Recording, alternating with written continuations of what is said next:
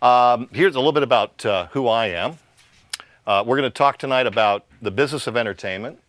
We're not going to talk about the creative side because I don't know anything about it. I mean, there's probably more people that want to get into this business that want to be actors and directors and camera people and editors than there are people who want to be, the accountants or even the producers. But the fact of the matter is that I can't help you be a better actor. I can't help you be a better director. But if you listen to some of this stuff and you internalize it, you may be able to avoid getting screwed, okay, and make a better deal for yourself. So tonight, I'm actually going to be covering a lot of stuff. But the essence of this PowerPoint is about production and distribution accounting. There's a riveting subject for you. And we're going to make it fun because we're going to blow the lid off of this whole notion of production accounting, okay, and distribution accounting. How do you make a $50 million movie that makes $300 million in box office worldwide, and yet the movie lost money? How does that work? Okay, so I'm going to show you how that works tonight, in addition to other stuff. This is how you find me. Feel free to take this information down. And I don't do, you'll notice that there's no Facebook. I don't do Facebook, and I don't tweet. I'm kind of a Luddite that way. But I do like LinkedIn. And I teach a course at UCLA called The Business of Entertainment. This course is now in its 4th year, and the reason why I designed it the way I did is because I've worked now in this industry for a little over 30 years. And I may be slower than others, but the truth of the matter is that it's kind of a business where you have to work in the business and on the job to figure out how the industry makes money. There's no one place you can go to say, excuse me, how do we make money? Because they're going to look at you like, oh, that would take too long to explain, So I designed this course to very quickly, over a 12-week period of time at UCLA anyway, very quickly and efficiently help the student understand what it took me several years to find out, which is how this industry makes money. Every industry, every business has a business model by which it operates. Is there anybody here who can tell me what the business model of the entertainment industry is? Anybody? Want to take a shot? Just a guess. Yes? It would be the movie that's out right now making all the money. Iron Man 3. Iron Man 3 making a lot of money. You're right. That's the consequence of the business model. Okay, but it's not the model itself. Any other guesses? Yes. They somehow go below the line. There are things above the line and below the line, and they mark off. They take out everything below the line that is important. Yes, that's a way of making money, but which is a component of a business model. So I'll just give you the business model of the entertainment industry. Use other people's money to create intellectual property that you monetize over time on known, controllable, and predictable distribution platforms. That's our business model. Repeat that, please. Sure. Use other people's money to create intellectual property that you can monetize over time on known, controllable, and predictable distribution platforms. Now, you'll notice that there's a couple of words in there that might have caught you off guard. I didn't say movies. I didn't say TV shows. I said intellectual property. The truth of the matter is that as soon as a movie is made and released, it now becomes product. It is intellectual property that we license out, and then when the license is over, it comes back, and then I license it out again. And then it comes back, and I license it out again. Who am I licensing to? I'm licensing to theatrical exhibitors like AMC or Regal or Cinemark. I'm licensing after that to DVD distribution companies, Blu-ray distribution companies, online video companies like Hulu, Vudu, Netflix. License it out, make money, bring it back in, sit on it for a while, license it back out again. Now, there's a direct metaphor to what I just described, which is the patent business, the patent licensing business. Okay? I used to work with a company called Thomson. It was a French company that had, they own, among other things, they owned Technicolor, they owned Grass Valley Group, which is a big broadcast equipment manufacturing company.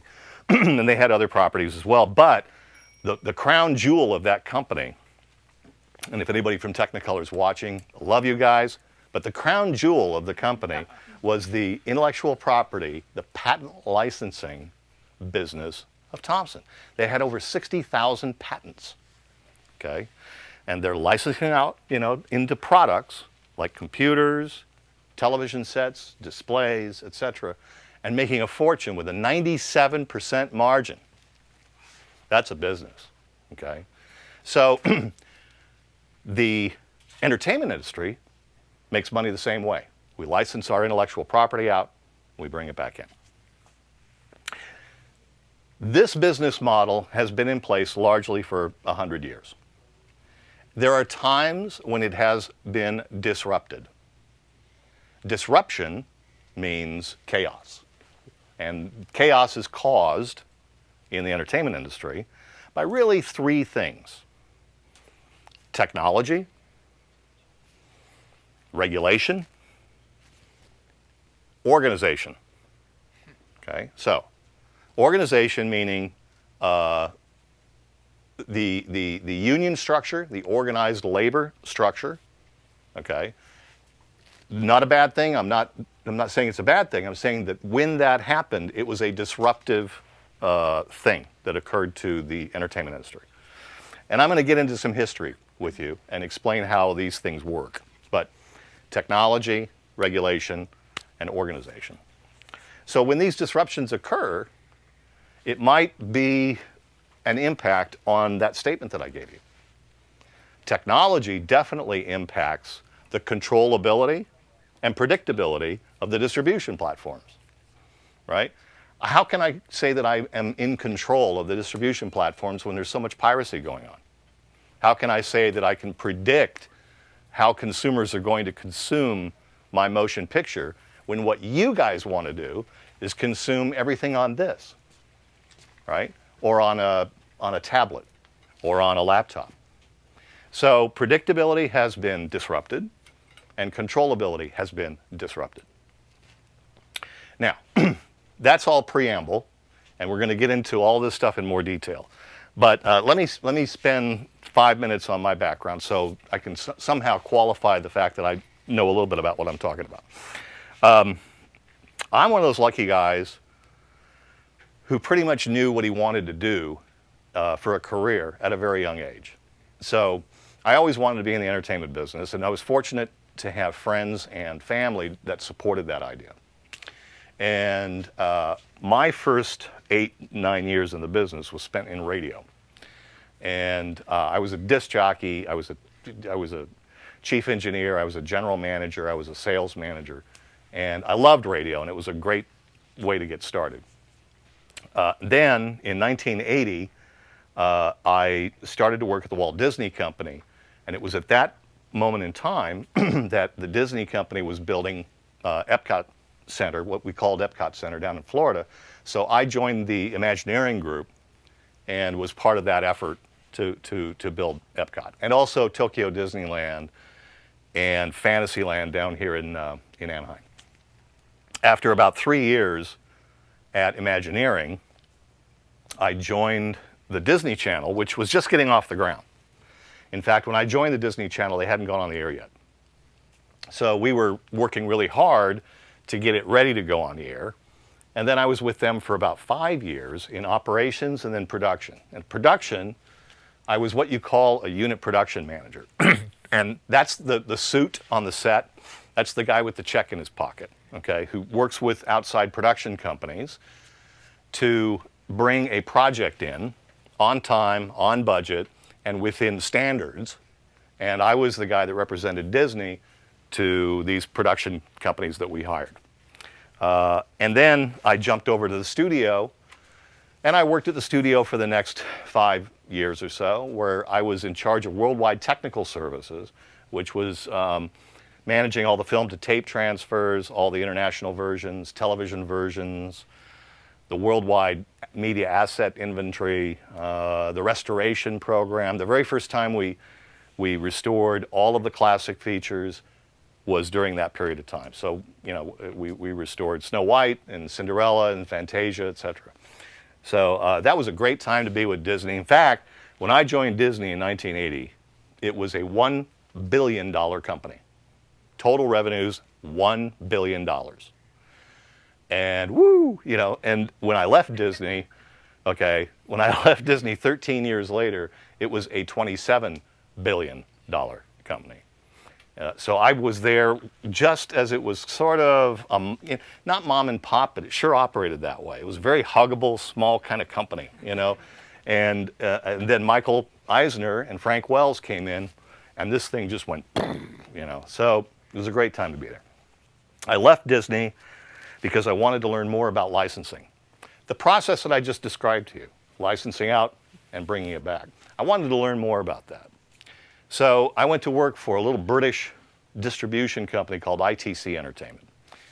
You haven't heard of them. Maybe you have, but they did a lot of British television shows, like The Prisoner with Patrick McGoohan. They did all the Jerry Anderson, you know, marionette, you know, Supercar and Joe 90 and, you know, that stuff, Thunderbirds.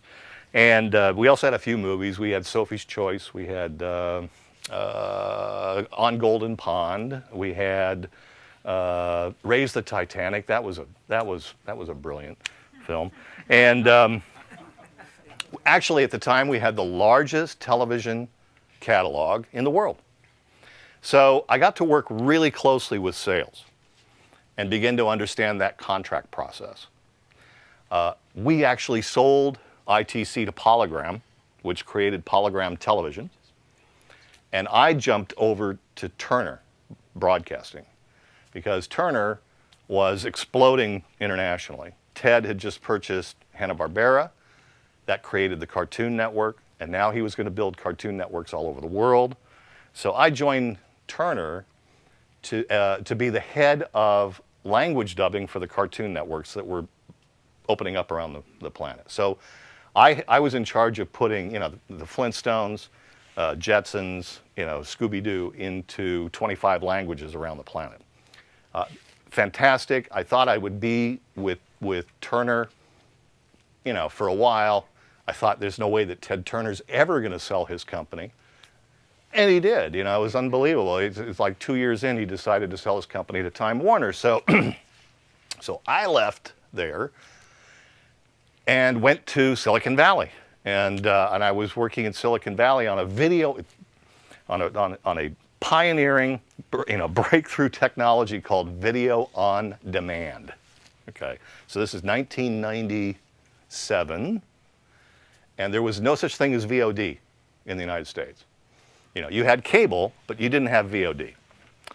I went to work for the company that actually developed most of the intellectual property around VOD that you still enjoy on your cable system. But like a lot of companies at that time, you know, they believed a lot of their own press, and they borrowed too much money, and they spent too much money. And when the bank said, we'd like that money back now, they didn't have it, so they went broke, unfortunately. But I had 3 wonderful years in Silicon Valley. The best years in history to be in Silicon Valley were the late 1990s. I mean, wow. This is before the internet bubble burst, right? It was amazing. So then after that, I was asked to come into Universal Television, and I was Senior Vice President of Sales Administration and Distribution at Universal for the next few years, and worked on some really amazing projects, including integration. The company at that time was owned by a French company called Vivendi, which is a water company. Perfect company to own an entertainment company because it's all fluid.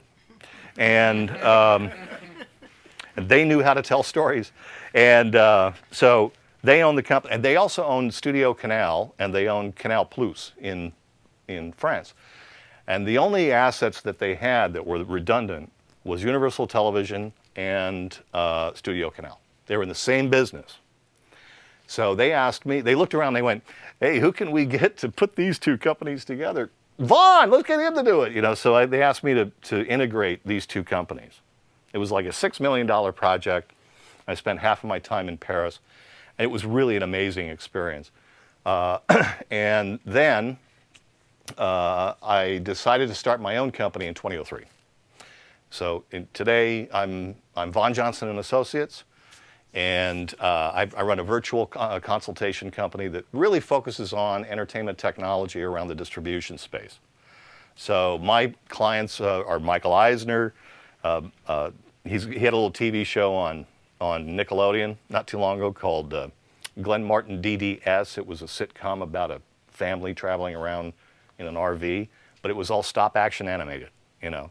So it was, it was puppets. It was really cool. Very funny show. Nobody else thought so. But I had to language the show in like 5 languages, and we sold it in 5 different countries. So it was a lot of fun. I'm also working with technology companies. I've had a great time in this business. So a little over 30 years, and that's me. So let's get back to the true subject, which is the business of entertainment. Like I said, we have a business model, and disruption has occurred historically across the entertainment industry as a consequence of 3 things: technology, regulation, and organization. So let me give you a little history lesson so you understand what I'm talking about. In the beginning, when the industry was being formed, the studios, the major studios, owned the means of production, distribution, and exhibition. They had a vertical model almost from day one. Back then, the actors, the directors, the producers, the writers, and all of the craft were on staff or on contract. And the contracts with respect to the actors were, very low paying, high paying relative to the rest of the country, but by any stretch of comparison to today's salaries for actors, was nothing. I think, Clark Gable made $2,000 a week when he was doing Gone with the Wind. Okay, so don't quote me on that number, but it was a very low number. So they owned, or they had on contract, the talent. They also owned much of the means of production. So they had their own studios, they had their own sound stages, they had their own editorial. In the case of Fox, they had their own lab. MGM had their own lab.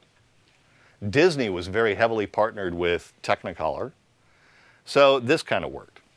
And they also owned the major theater chains in this country. So Fox had the Fox theater chain. Warner Brothers had the Warner theater chain. MGM had Lowe's. And if you were to go to Westwood, and you go to the Fox Westwood, there's a reason why it's called the Fox Westwood, because that was a Fox theater. And if you look up the spire of that theater, you will see Fox. Okay, well, that was 20th Century Fox. Now, this model worked really well. The studios made money on box office and popcorn and Coca-Cola concessions. They did not make money on licensing because there was no other place to watch movies except in a theater, right? So this worked really, really well for them. And the cost of making movies was really low, okay? And the number of movies that they could turn out because of their factories was very high. So, you would have movies coming out every few days in this country. And back then, when there was no competition for your eyeballs, most Americans went to the movies twice a week. I mean, so movie going was a huge business, but the profits came from exhibition. In the 1940s, the federal government looked at this model and they decided that maybe this was a monopoly. So they kind of began to suggest to the industry that, we're going to take a look at the model here. We're going to see if this is an antitrust problem. And if it is, we're going to do something about it. Well, it took about 8 years of pressure. And finally, rather than going to court, and rather than having the federal government directly regulating the entertainment industry, which was on the table, the entertainment industry said, okay, we will form a self-policing organization that will watch over us and make sure that our business practices are, in line. And we will also give up our theater chain. Okay? So the agreement with the federal government was called the Consent Decree of 1949. You can read about it in a lawsuit called the United States versus Paramount. Okay? Now, the United States versus Paramount, oddly enough, it wasn't Paramount who signed the Consent Decree first. Okay? The company that signed the Consent Decree first was RKO, because its owner at the time was Howard Hughes. And Howard Hughes looked at the entertainment industry as a hobby. His main business was building, articles of war, okay, aircraft. So he didn't want to mess around with these guys, right? So he signed the Consent Decree, and then the others followed. This really disrupted the industry because now their direct revenue source, box office, popcorn, and concessions, had to be shared with the owners of those businesses. So they sold their businesses to conglomerates and to private investors, right? But now they had to come up with a model that said, how much of the box office do I get? Do I get any concessions? Do I get any popcorn revenue? Well, the answer to the latter is no, okay? And box office-wise, we'll do a split. Now, for the purpose of discussion tonight, I'm going to say that the split is 50-50.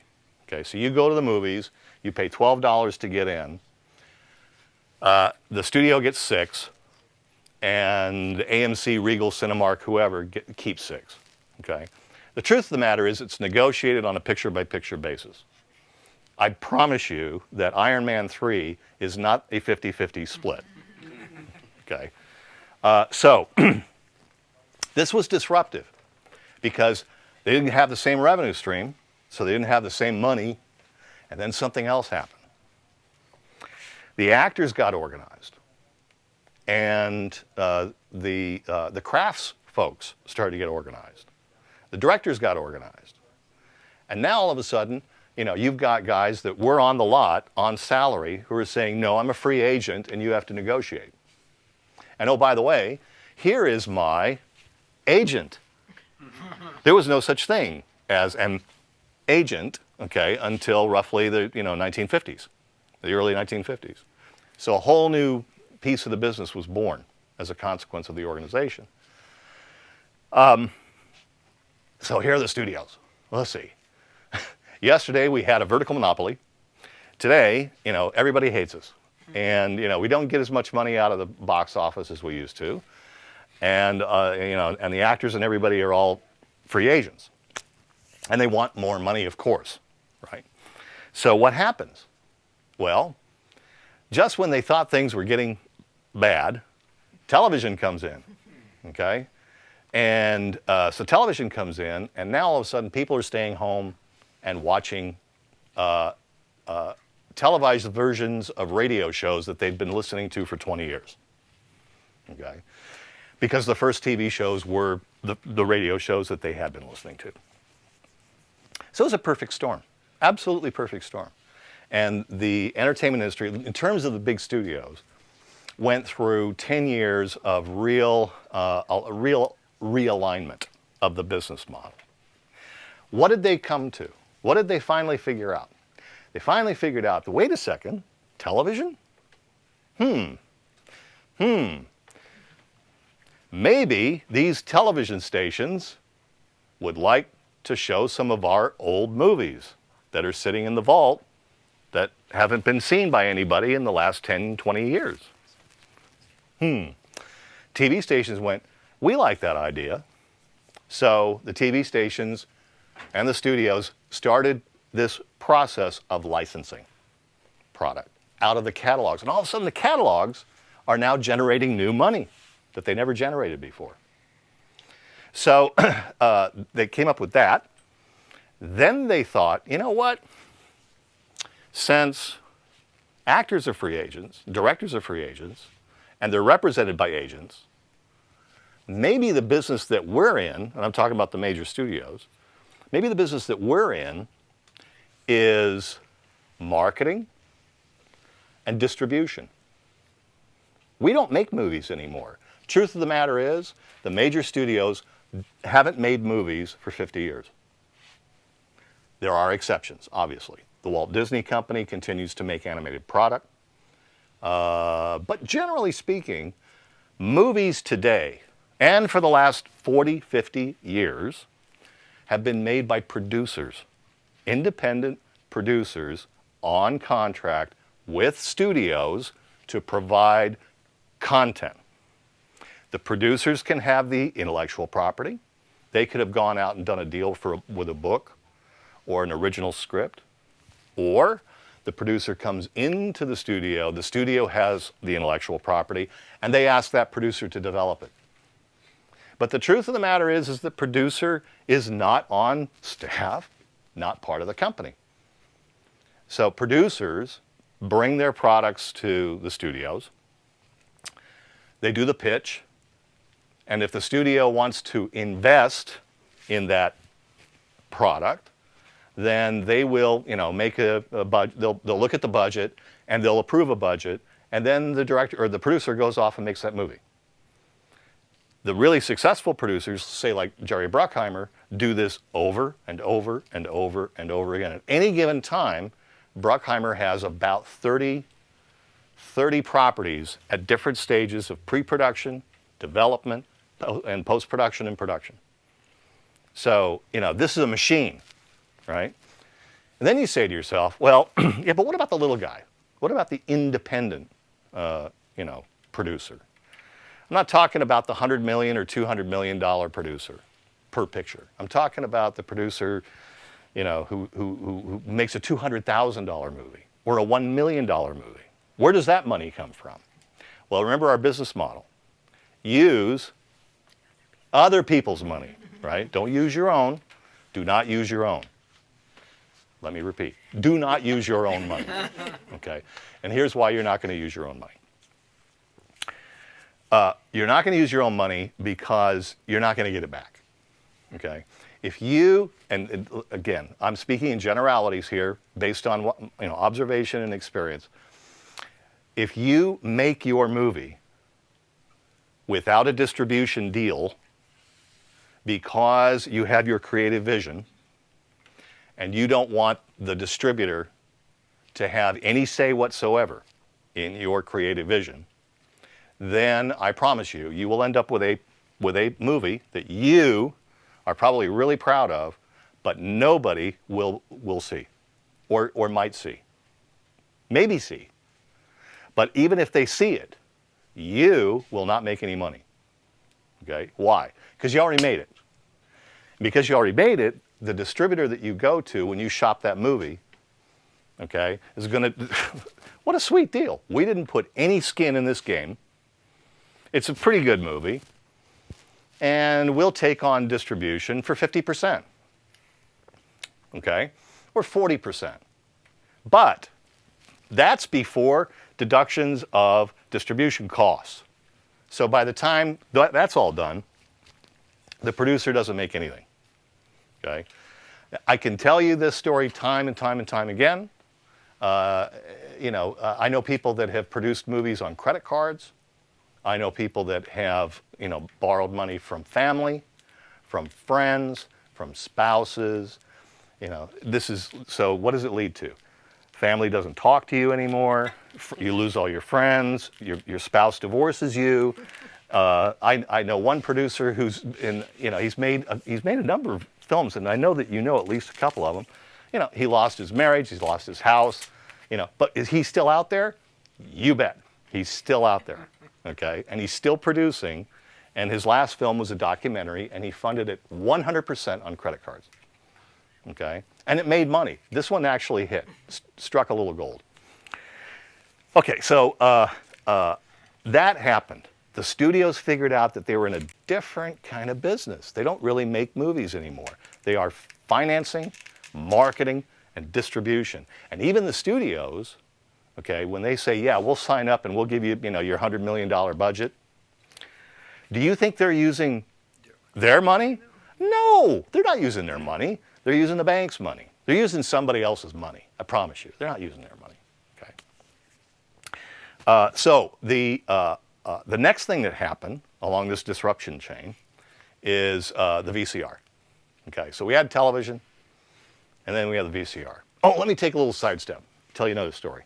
The first major Hollywood executive to really seize and grasp the power of television was Walt Disney.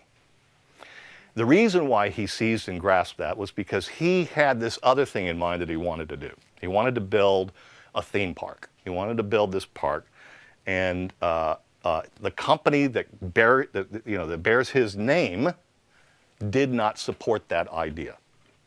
Okay, so Walt Disney was on his own with respect to Disneyland. So what did he do? He decided that he needed investors. He needed $17 million. So he went to the Bank of America in San Francisco, and he got them to kick in. And then he also kicked in some of his own treasure. And then he went to ABC. And he went to ABC in New York, and he said, look, guys, I will produce for you 3 television shows. And in exchange for that, you're going to pay me for the shows, but I'm also willing to grant you an equity piece of my theme park. So his presentation wasn't just about the shows, but it was also about the theme park. So ABC, they did a deal, and the 3 shows were the Mickey Mouse Club, Zorro, and a show called Disneyland, which aired on Sundays at 7 o'clock p.m. Ultimately, most of us in the room who are old enough to remember, it became The Wonderful World of Disney, or The Wonderful World of Color. But it started out as Disneyland. Now, the format of the show, it was a serial. He had these different shows within the show that you came back week after week until that story was told out. So Johnny Tremaine, it was a Revolutionary War story, was one of the stories on Disneyland. But every one of these stories was about America's history, Frontierland. It was about fantasy, Fantasyland, or it was about the future in Tomorrowland. Okay, you see where I'm going, and they actually opened the show that way. If you ever get a chance to look at the old show, it was Walt Disney's Disneyland this week, Tomorrowland, and then an animated rocket takes off. A story from Tomorrowland. For a full-on year before he opened that theme park, what was he doing? He's telling the country about his theme park, and every few months, Walt, would come on the show himself and say, let's have a look at what we're doing down in Anaheim. Look at this. And then they'd show that, the time-lapse photography of the Matterhorn going up. It's great stuff. So Walt Disney understood the power of television early. But Disney was never a big television producer as time went on. You take a look at what Warner Brothers did, what Fox did, what Universal did in television. They all looked at Walt and said, we're going there. Now, part of the reason for that, remember I told you that one of the disruptions is regulation? Part of the reason for that is because the networks, ABC, NBC, and CBS, yes, there were only 3 back then, okay, could own the shows that they made. This is back in the 50s and 60s. So what they did was they produced the show, they hired a studio to make the show for them, so they owned it, they put it on their networks, and they sold time to advertisers. Great model. Then they took those shows and they licensed them out internationally. Made a lot of money. 1970, the Federal Communications Commission said, you guys can't own your own stuff anymore. All right, so the networks got out of the production business. And then we saw this explosion of independent television product coming in and having to replace who owned, having to replace the content that the studios were providing, or that the networks were doing for themselves. Well, those production companies were using the same studios. So now the studios owned the content, and they were licensing it out now internationally. So the networks were out of the business, and the studios were in the business as owners, not just as production companies. Where that ultimately went was during the Reagan administration, they threw out this rule. They said, yeah, we were wrong. Yeah, it's okay if the networks own their own content. Go ahead. Okay. Well, what did that do? That suddenly made the networks really attractive properties. And who bought them? The studios did. Okay. So, you know, Disney bought, oddly enough, Disney bought ABC.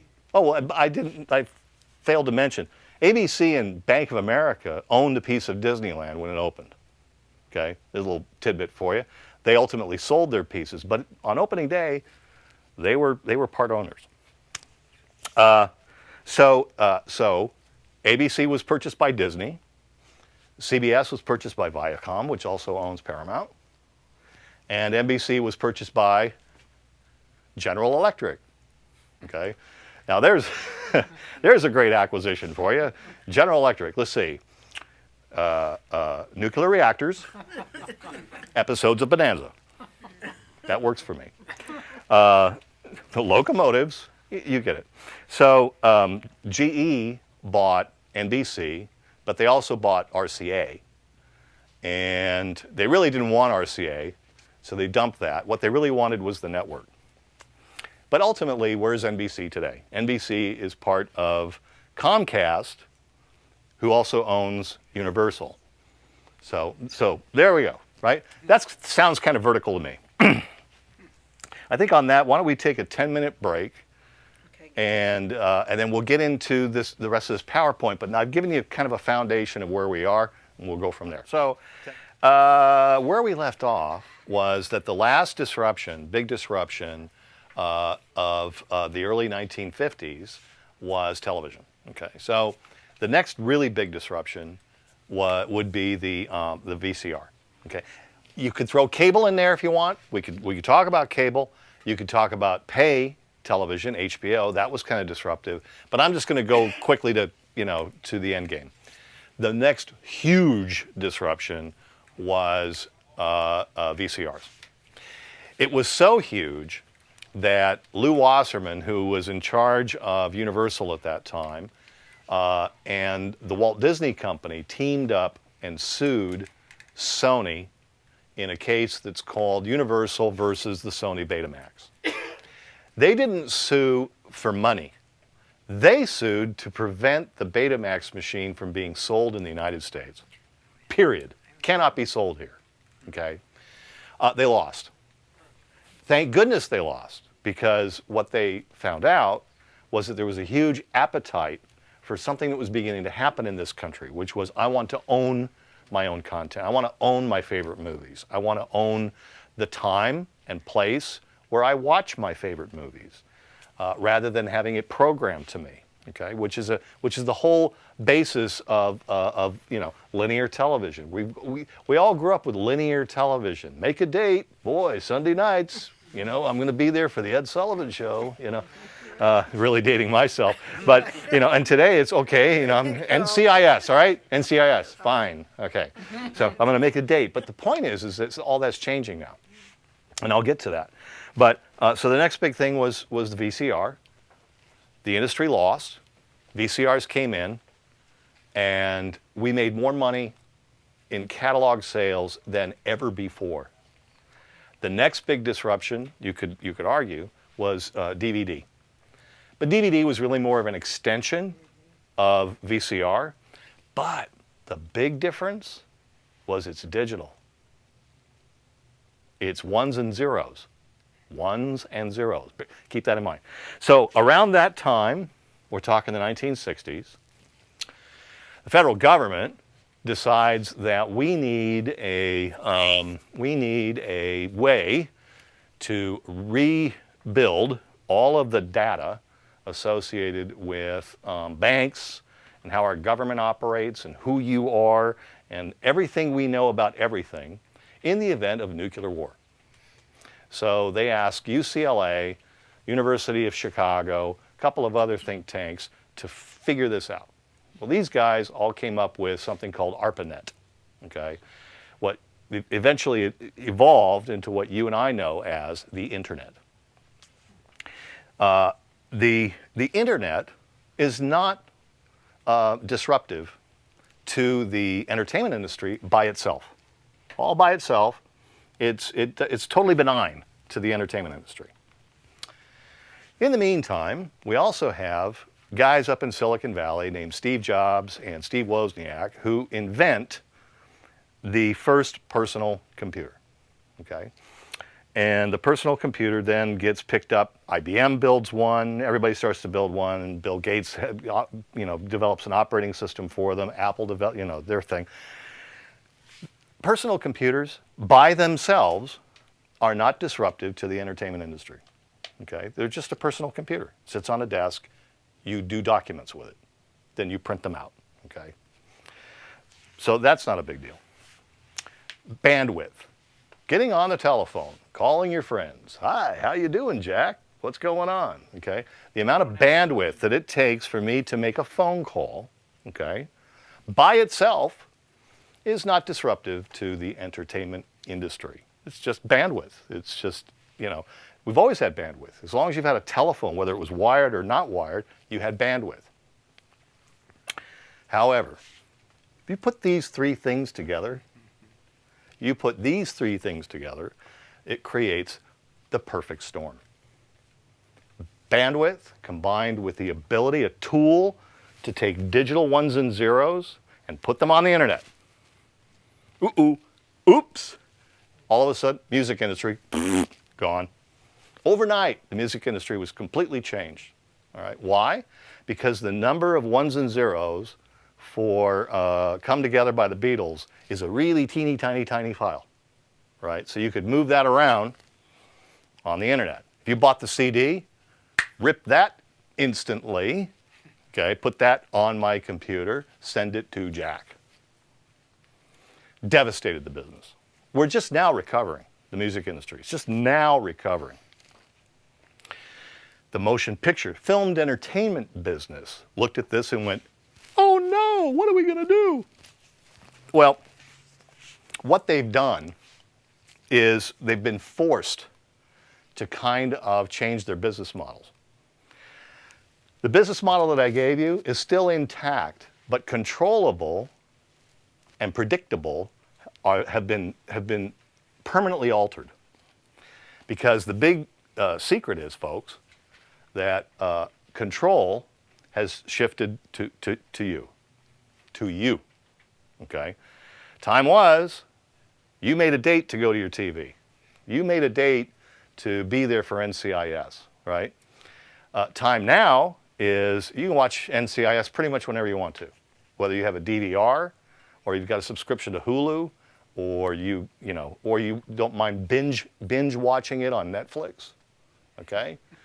You can decide when you're going to watch this stuff. The DVD business tanked. Pow, gone. All right? Packaged media, buying media on a physical thing is pretty much gone. So now everything is online and it's on devices. It's on this device, it's on your tablet, it's on your laptop. And the big news, the great news in the last few years has been finally conquering the ability to take internet delivered content and put it on your TV where it belongs, right? Because let's face it, watching a TV show is a lean back experience. Doing a Word document is a lean forward experience. I'm watching TV, I want to lean back.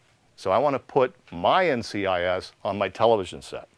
Apple has enabled it with the Apple TV device.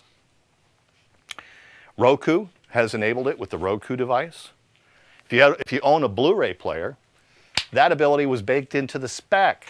So every Blu-ray player is a connected device. It's connected to the internet. And it delivers content.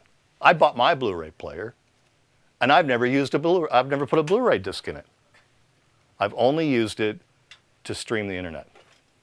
So where is the entertainment industry going as a consequence? You now have the control, you have the demand, you have the means of consuming content, and you're consuming more and more content over the top, which means you're watching it from the internet onto your television set.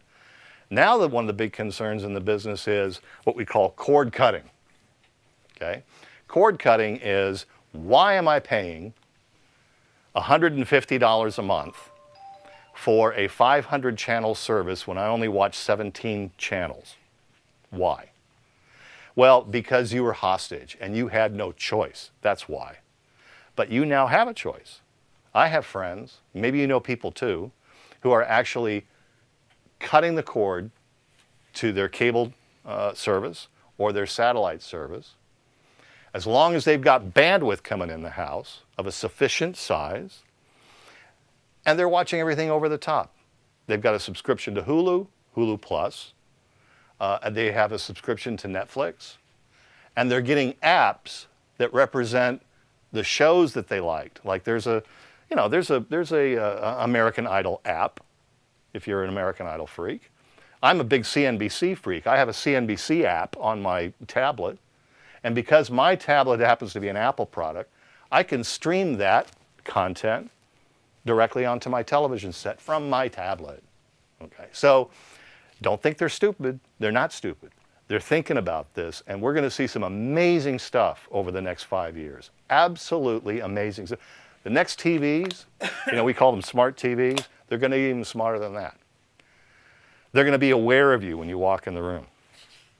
The TVs that they're building now, have little cameras in them because the next logical place to go is that we do, Skype or FaceTime or some kind of, communications using our television sets. So they've got little cameras. Well, those cameras aren't turned off.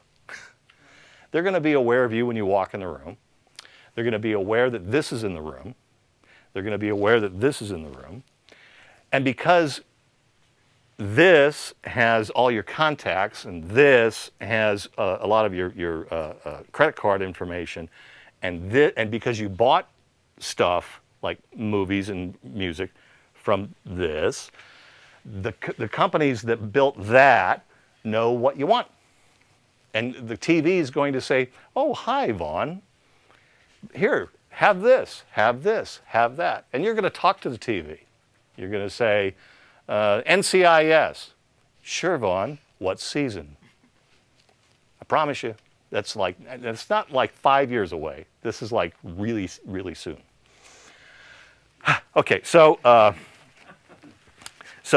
the internet, I like to refer to the internet as the mother of all disruptive technologies, at least as far as the entertainment industry is concerned, okay?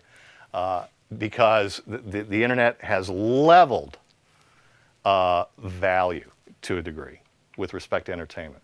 Consider, you can buy Beethoven's Ninth, Leonard Bernstein with the Vienna Philharmonic for 99 cents. You can also buy Hello Mutta, Hello Fata by whatever Sherman was his name for 99 cents. Same price, okay? So everything is 99 cents. Now, when I worked in Silicon Valley, my colleagues there said, and it has a lot to do with this weird rivalry between North and South California. I didn't even know there was one. And I thought it was the Dodgers and the Giants. But when I started working in Silicon Valley, I found out they actually hate us up there. They really do. They hate us. Okay, they think we're idiots down here. And they would tell me,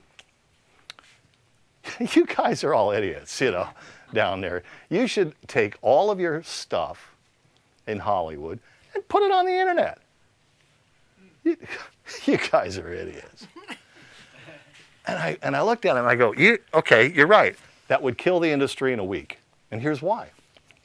Because if Gone with the Wind and Dirty Rotten Tomatoes are both on the internet at the same time and they're the same price, this has no value anymore. Okay? Hollywood knows what it's doing. It's a question of scarcity. The product has to be scarce. You know? You have to develop a desire to see it. Otherwise, we're not going to make $200 million movies anymore. Forget that. So we create desire.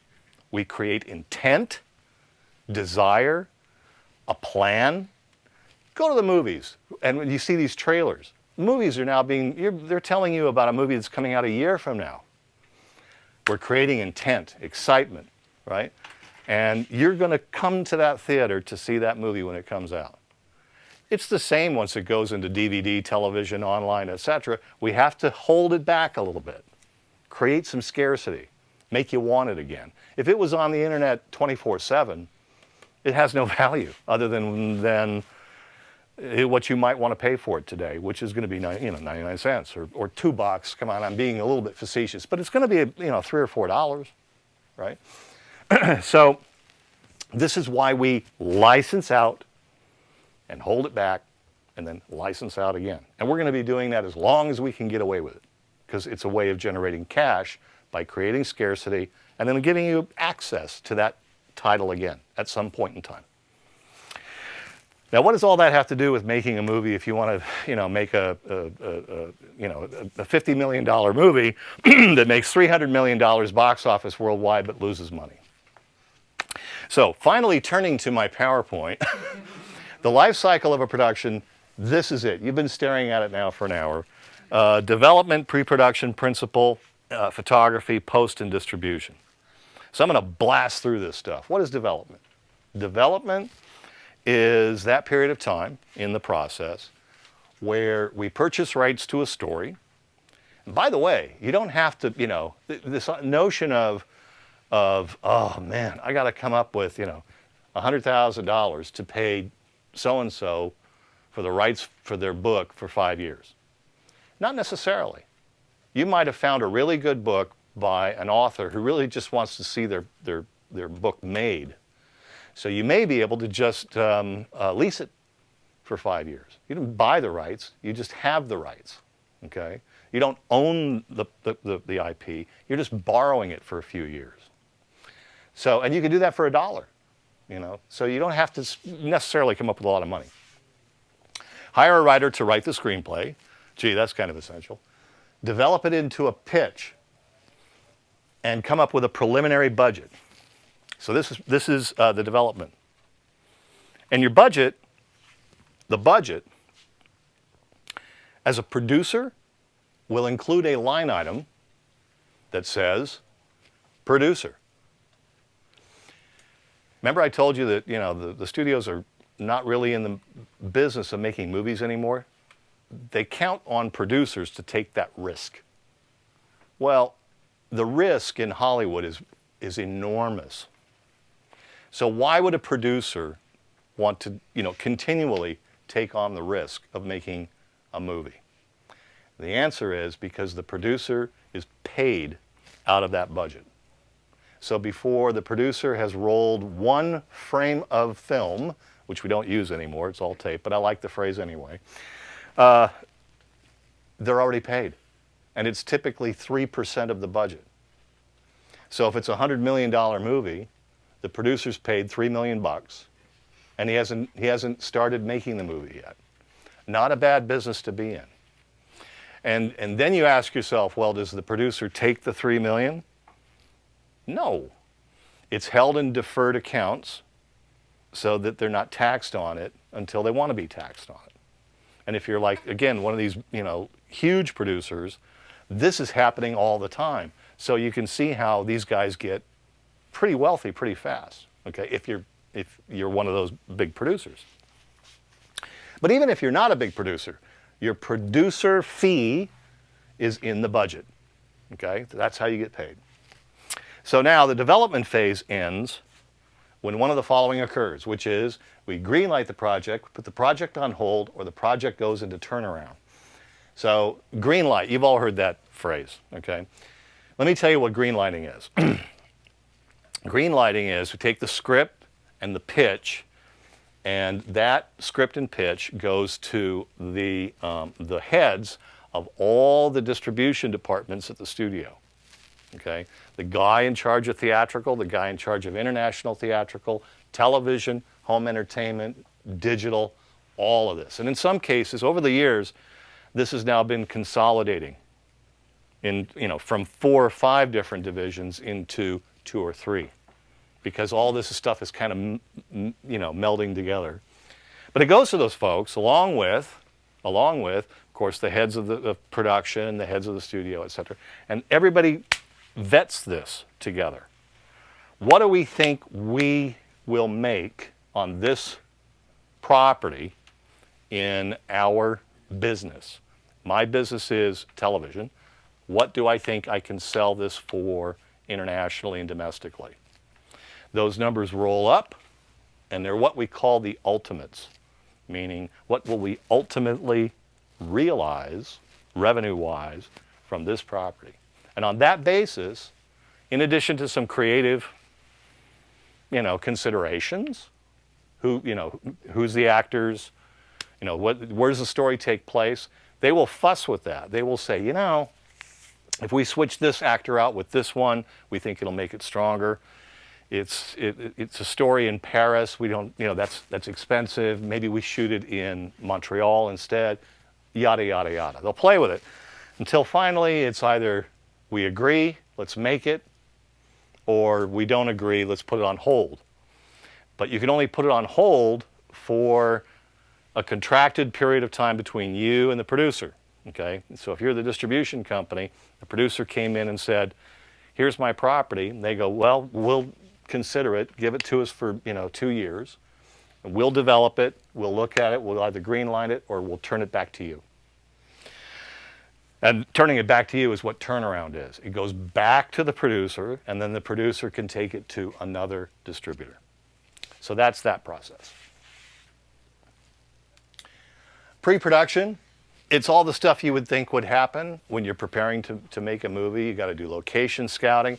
You got to figure out what your shooting schedule is. If you haven't already done the casting, by the way, just having 1 or 2 named stars attached, that's the tip of the iceberg. You got all these other cast members that you got to bring in.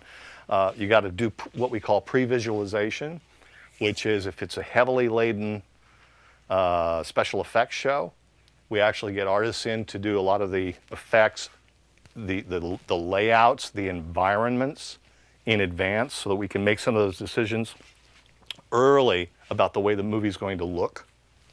And some of that stuff actually goes into the movie. We do lease arrangements, permits, et cetera, cash flow forecasts, and set construction. Principal photography commences when all of this is done, our cast is lined up, everybody's schedule is in place, everything's harmonized, we start shooting. The first unit is the unit that works with the actors that have lines, your lead actors. And this is the unit that is managed, if you will, directed by the director that you know, the Steven Spielbergs, you know, the Michael Manns, et cetera, is working with the first unit. The second unit is a smaller crew shooting typically without actors, and they're being used to do locations, transitional shots, effects shots. And when I say effects, I don't mean visual effects, I mean special effects. The difference is, special effect, we blow up the car. We blow up a car. Visual effect, we fool you into thinking that we blew up a car. Okay, this was done in a computer, this is done in the world.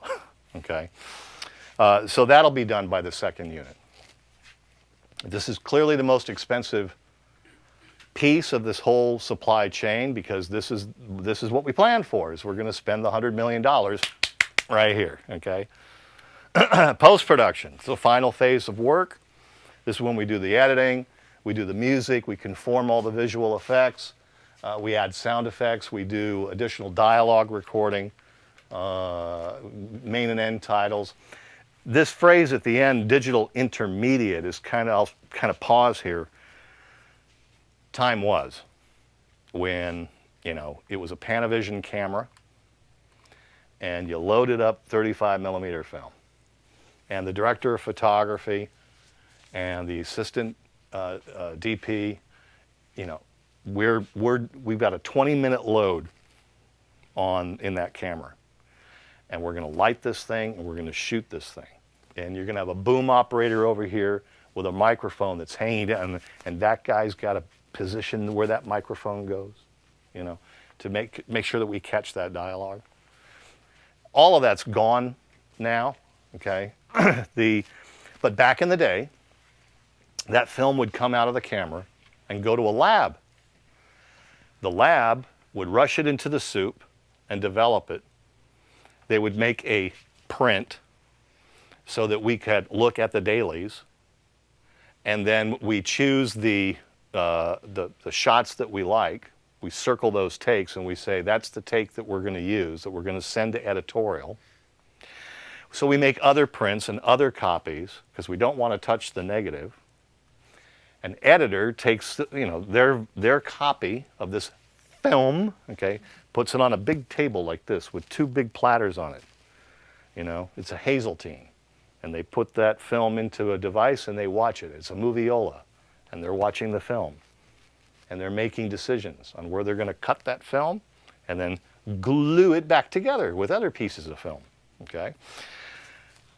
And then if you've got effects, you're going to give that piece of film back to the lab. The lab is going to take the effects film that was shot elsewhere, and they're going to conform this effects shot with the action that was in the other shot, and it's going to dumb down and degrade the film, the overall look a little bit, you know, but not too bad, and we didn't mind, okay, as an audience. We didn't care. If it was a good story, we didn't care. Well, none of that's done anymore, okay? Today, you know, everything coming out of the camera is data, and the data goes into what we call digital intermediate. So all editorial, conforming of effects, color decisions, conforming the music, conforming the sound, everything is done in this single environment now, digital intermediate. And then they output, the final work is output to other files, big files that go to cinemas now. These are digital cinema files, because we don't ship prints to theaters very much anymore. 70% of the United States has been converted to digital cinema. And the last holdouts will probably be converted over the next few years. So it's a digital world, folks. And so that's what digital intermediate is. It replaces a lot of that amazing, you know, labor that was part of the journeyman apprentice tradition of Hollywood. You know, I trained with this editor, and I learned some of his tricks, and I came up with a few of my own, and I do it this way. You know. Now it's all ones and zeros, and what we can do, we can change the environment in DI. I'm wearing a black shirt the director is watching the DI and says, you know, I always did want that shirt to be green. Make it green. We do that in DI all the time. Make it green. When they did Moulin Rouge, you know, with Ewan McGregor and Nicole Kidman, they had the DI operator had to spend an extra couple of days making their teeth white because they're both smokers. So on the close-ups, their teeth were you know, a little yellow. So, you know, they hired these guys to, you know, to make their teeth white. Okay, that's just an example of what we can do. Distribution, promoting the movie. This is when we get the movie out. See? So we're going to promote the movie, marketing and advertising. We're going to make those deals I talked about. What's the split? 50-50, 30-70, 60-40, whatever. Accounting and management reporting. On physical production, you want to make sure that you have what we call an EFC report. That's an estimated final cost, right? Because the old saying in the business is no surprises. When you've laid out $100 million to make a movie, you do not want, you know, that phone call that says, well, it's going to be about 120.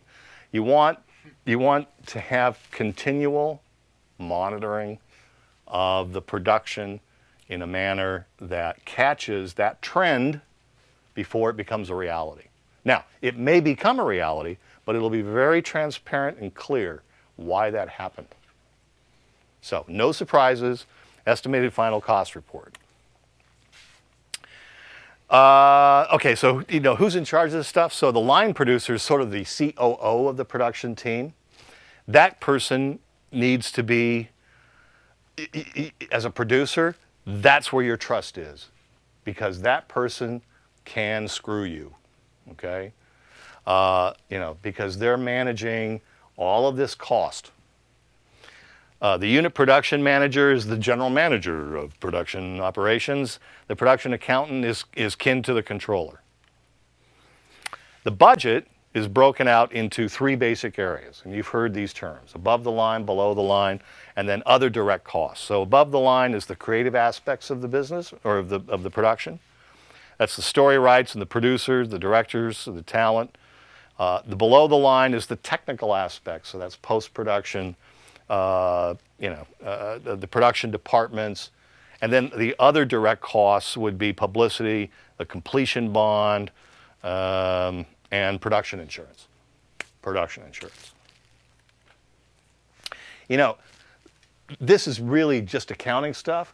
The idea here is that you're leading to how do you monitor the budget and report on it. The point of showing you this is that this is a family it's a business that's created for a very short period of time, and then we go away.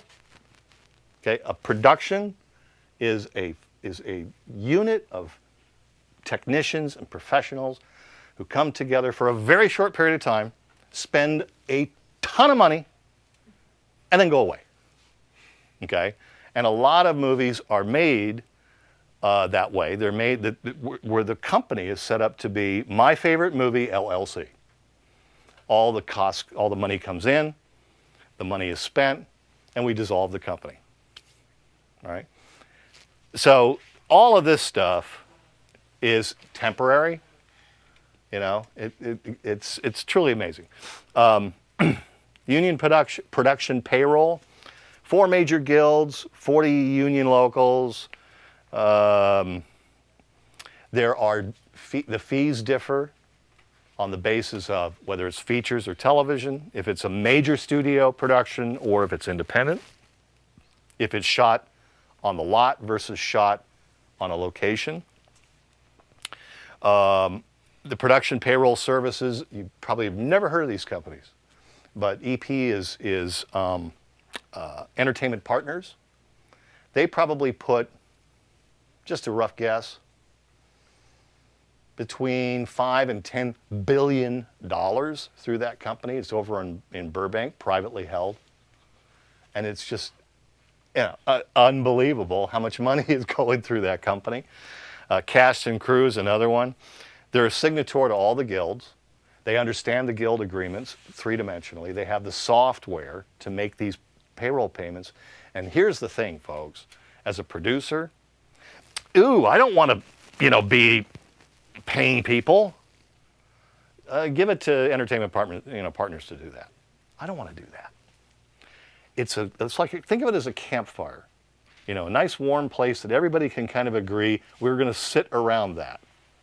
In Hollywood, there's the good guy and the bad guy, just like, stories that we make. You want to be the good guy. So you don't want to be, dealing with the money, because money issues usually produces a bad guy, right? So, these companies exist to be the bad guy. Estimated final cost report. I've spent a minute on this already. It provides the predicted final cost estimates against the approved budget. Minimize surprises, enables management to address those overages in advance and see what the trends are, make sure that we are under control. Okay. Digital production. It's the same thing as physical production. You're going to manage digital production with, visual effects. You're going to have an organization around that. You're going to have a budget around that. The budgets on visual effects are ridiculous, 50 million plus. If it's a $200 million movie, 50 to 75 of it is spent in visual effects. So it has to be managed with the same seriousness as what you're doing over on the set. The top 10 highest grossing films of all time are visual effects movies, or movies that are heavily laden in visual effects. And the fun part is that I could have said that 5 years ago, and it still would have been true. Okay, so every year we get another, movie. Avatar, that made more money than, well, the one before that was Titanic. Both of those are very heavy visual effects laden movies. Lord of the Rings, Star Wars. Etc. Like I said, it accounts for a tremendous amount of cost. We've reached a point where our creatures and our actors are in the virtual domain have become very realistic. And so we're actually able to use digital actors to replace physical actors. But the thing that I like is when you take an actor like Daniel Craig, okay, James Bond, and you take his face and you paste it on the guy that actually drove the motorcycle. That's cool, because your suspension of disbelief is completely there. You go, wow, Daniel Craig is like, no, he isn't. No, he isn't. By the way, okay, I'll give you another one. So, when you watch Tom Cruise, okay, I'm not picking on Tom Cruise. I think he's a brilliant actor, okay? Tom Cruise on David Letterman. And Letterman knows his job. He knows what his job is. His job is to help Tom Cruise promote Mission Impossible 12, okay, whatever it is. So, so Tom's sitting there and Dave says, "So, Tom, I understand you did quite a few of your own stunts, in this film." And Cruise goes, "Yeah, I really got into great shape. And, I did, and the thing, and, the wire thing and running across the front of the building, yeah, I did that, yeah." Okay, let me tell you something. There isn't an insurance company in the universe, let alone on this planet, that would allow Tom Cruise to break a toenail, okay? Because the consequences can be devastating if he's taken off the production for a day, right? So yeah, that's him. You bet it's him. But he's got so much. He's got a harness. He's got a wire. He's got somebody underneath him with a net. He's got somebody handing him coffee while he's doing this. Okay, so he's not in peril at any time. Visual effects and 3D animation, special effects, like I said, special effects, they blow up the car. Visual effects, they fool you into thinking that they blew up a car. Transparent effects, this is where they removed the wires that Tom was wearing when he ran across the face of the building. Another good one was Christian Bale. Christian Bale, I really wanted to get into character. I wanted to understand what it was to be Batman. I am Batman, and I wanted to stand on top of the building as Batman. And there's no way that I could really get into that character unless I became Batman.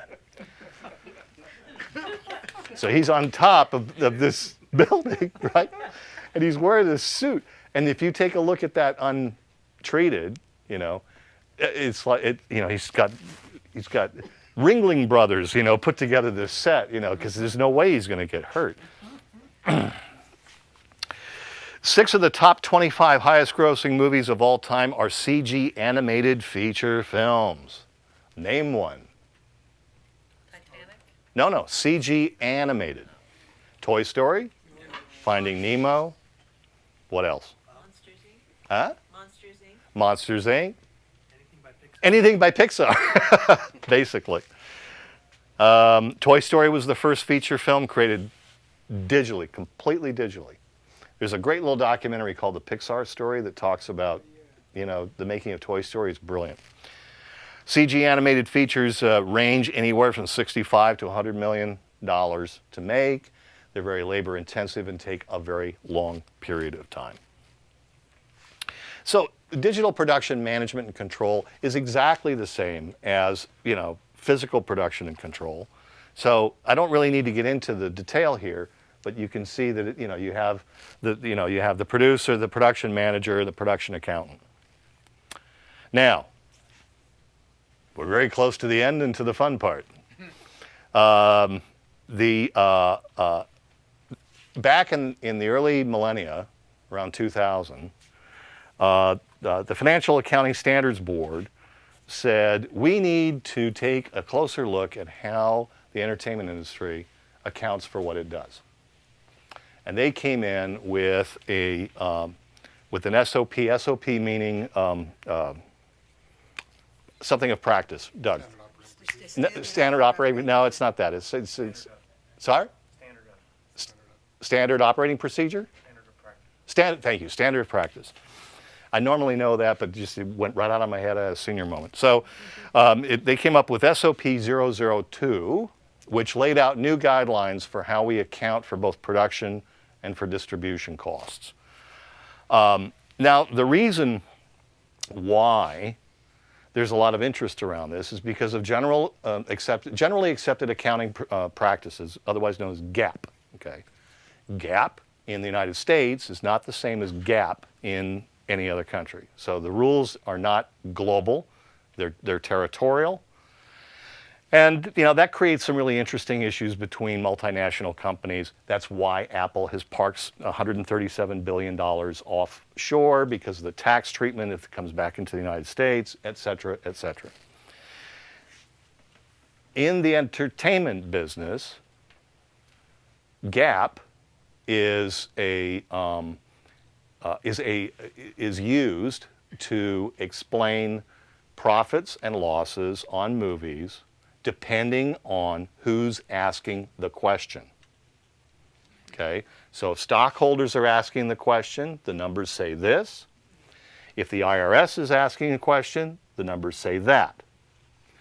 If investors are asking the question, the numbers say something else. It's consistent, done all the time. It's not illegal. It's not unethical. It just is what it is.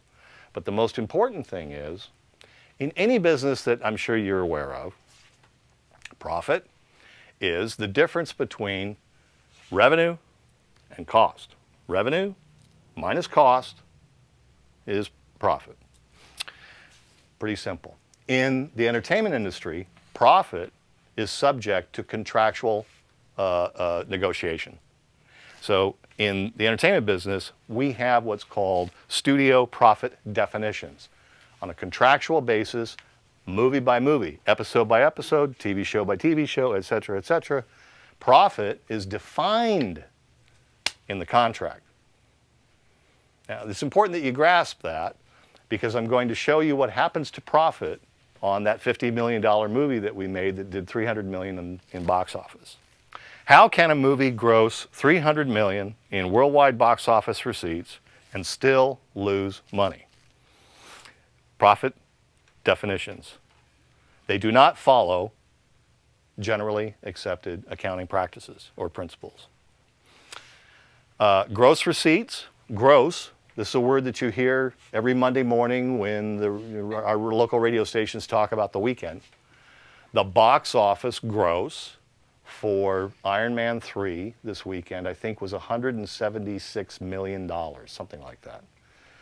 So that gross is the proceeds from the exhibitors paid back to the studios according to the split, which is recorded on a cash basis. So we take our $300 million worth of box office.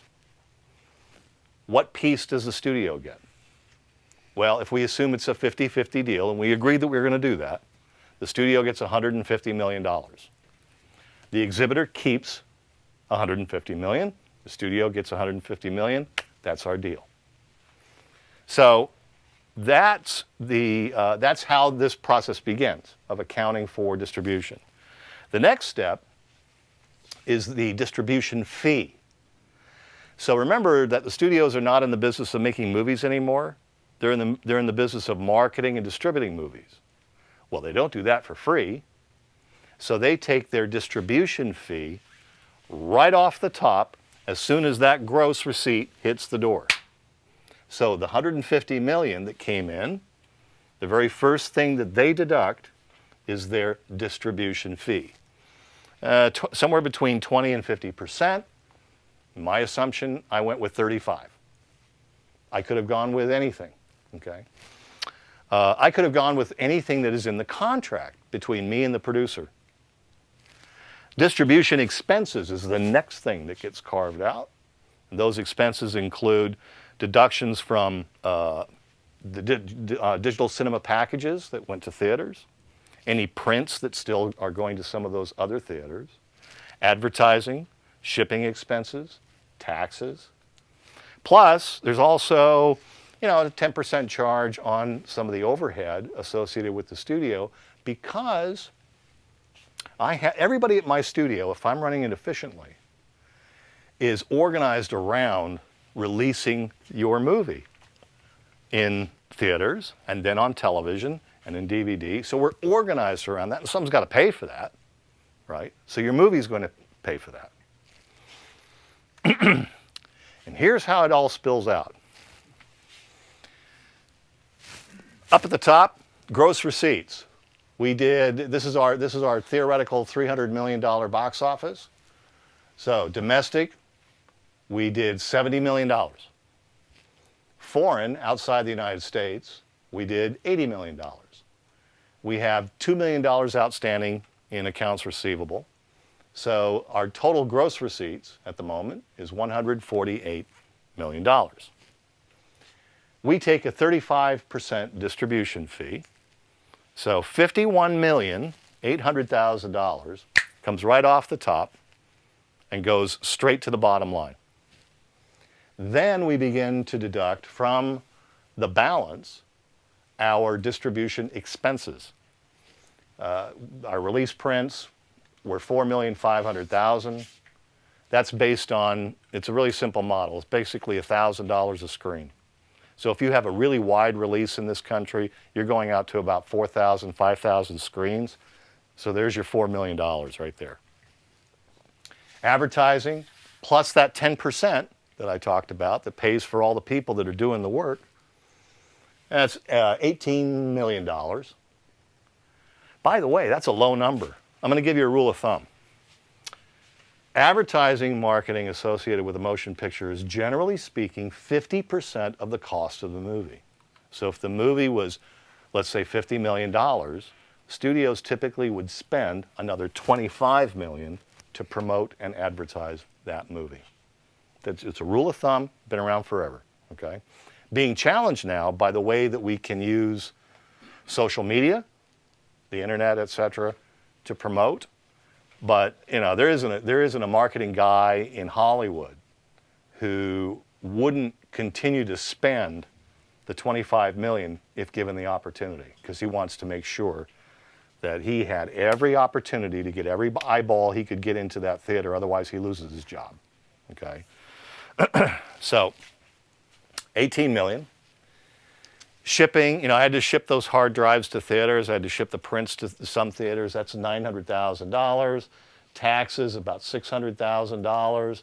Total distribution expenses then, $24 million. So we have reduced our $148 million to $75,800,000 going to the producer. So this is the producer's piece. However, the producer made the movie, remember? I didn't make the movie. The producer made the movie. So now the producer has to account for all of the costs that went into actually making the movie. So the first thing I said 50 million, it was actually 60. So $60 million, that was the movie. He has to pay that overhead fee, to make sure that the studio is made whole from all of the activity associated with his movie. That's 15%. That number can be anything according to the deal. I'm not giving you numbers that are carved in stone. The studio could say, we want to charge 17%. Where'd you pull that number from? I don't know, 17%. Interest on production costs, 16%. That's because the studio, funneled some money, so they're going to charge some interest on that money. That may be a high number, but again, it can be anything. It can be whatever they want it to be. It's not tied to anything. Over budget, the over budget deduction, this would be like James Cameron went over budget on everything he's ever made. He may not care that there is a deduction, but it's in his deal that if his movie goes over budget, there's going to be a penalty that represents X percent of the approved budget. In this case, the over budget penalty is $925,000. Again, the producer may not care, and I'll tell you why in a moment. So the total production costs are $79,775,000. So we get a loss of nearly $4 million. However, on the other side of the ledger, we took our $51 million here. This is going right to the bottom line. The producer's share was minus $4 million. That's accounted for. The 10% ad overhead, that's accounted for. The studio overhead fee, the $9 million, that's accounted for. Interest on production, that 18%, that's accounted for, plus the $2 million that we had in accounts receivable. So the contribution to my distribution company is $70 million, but the movie lost money. So the sweet spot here, the moral of the story, is being in distribution is a great business. Here's why. Everybody got paid. Everybody got paid. The producer was paid out of the budget, remember? The crew was paid out of the budget. The actors were paid out of the budget. Everybody associated with the release of the film at the distributor was paid. And they were all paid in accordance with the contracted fees that are baked into this model. So everybody's paid. The post-production company, Technicolor, was paid. Deluxe was paid. Everybody was paid, and this movie lost money. What a great business is that? And we have a $70 million contribution to the corporate bottom line. Woohoo! Now, if you take a look at, 10K reports of any of the studios, you will not see this. You will not see a movie-by-movie accounting of anything. Everything is rolled up, okay? Typically, the CEO or the heads of the different divisions will talk about how well they did on this title and that title. They do not get into the difference between gross and net. They do not get into the participations, which I didn't even go into. But, you know what I'm saying? It's all just, Iron Man did $1 billion. And you're looking at that and going, wow, right? But Iron Man lost money. I promise you, Iron Man will lose money. And this is why.